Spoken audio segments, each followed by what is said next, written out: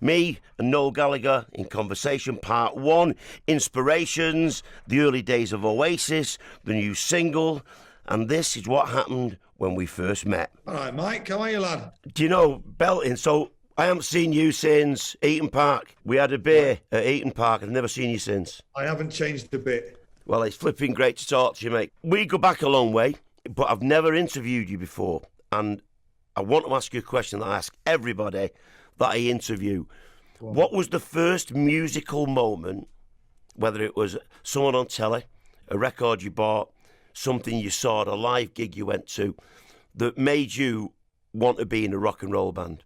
My first ever gig was I went to see The Damned at the Apollo in 1980.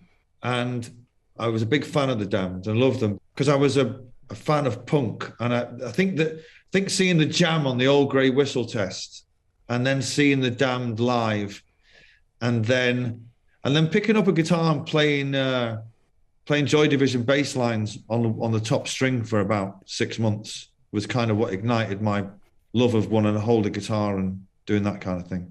And can you also remember the moment when, because when you start in a rock and roll band, everybody wants to be big, everybody wants to be successful. Yeah. And there's usually a moment in time, if you're going to do okay, when you suddenly think, hang on a minute, we may be making it here, and a door opens. Can you remember what that moment was for you? Well, when we did the legendary gig in Glasgow and Alan McGee just happened to be there, you know, we'd all heard of Creation and Alan McGee because they used to have a big cardboard cutout of him in Eastern Bloc Records. And he was on the other side of midnight once or twice with Tony.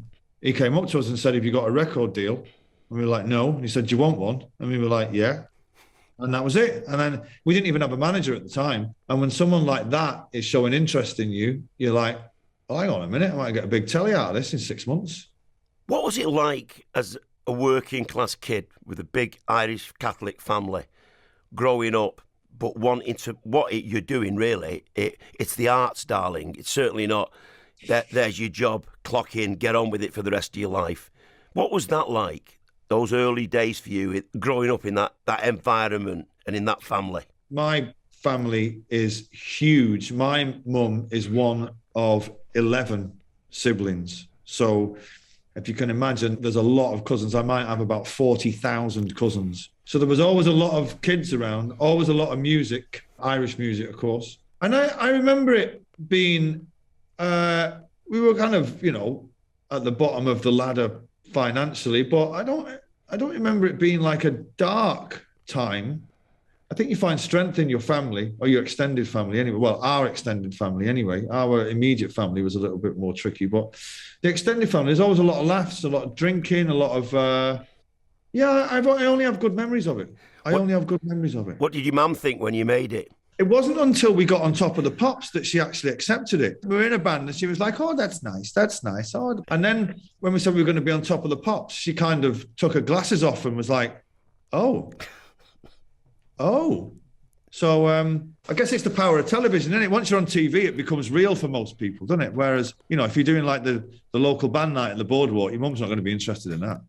How much of a burden or a blessing is the fact that you were in Oasis? I mean, your solo career now is headed for a decade, which has just flashed by. I can't believe how quickly that's gone. But you were in one of the great rock and roll bands of all time. And in a way, somebody placed you in that position. But how much of a burden or a blessing is that band? It's a blessing. It's a blessing that I can go on stage, whether it be, for instance, I was doing a thing down here just before Christmas. It was a birthday party for the artist, Peter Blake. So the lineup was me, Chrissy Hind, Weller, Madness and The Who, right? Some of the greats of British music. And I was just doing it acoustically on my own. And the blessing comes in the knowledge that you can walk on stage. And I was only doing 4 songs. You can walk on stage and play Live Forever, Stand By Me, Wonderwall and Don't Look Back in Anger and know for a fact, and the people know that you're not playing second fiddle to anyone as a songwriter. I can go on before The Who or Weller, any of them, and I've got the songs and they mean so much to people. So it's never, ever, ever been a burden, ever. So the new single's Easy now. Tell us about that. Well, when I'm writing a song and I start to feel things get a bit too Oasis-y, I would kind of turn my back on a song like that. And I don't feel the need to rewrite stuff that I was doing 30 years ago when it's never going to be as good as 30 years ago. So I would shy away from that. But once in a while, a song will fall out of the sky, which does sound quite Oasis-y, but is the equal of anything that I ever did with Oasis. And this song, it's kind of sits somewhere in the middle of Little by Little and the Master Plan. And it took a while to write, but I have to say, it's a great, great, great guitar anthem. It's got an amazing guitar solo. It ticks all the boxes. It's just a great song, and it's reminiscent of those great Oasis mid-paced anthems. But I wouldn't have even bothered finishing it off if I didn't think it was as good as those songs. This is easy now.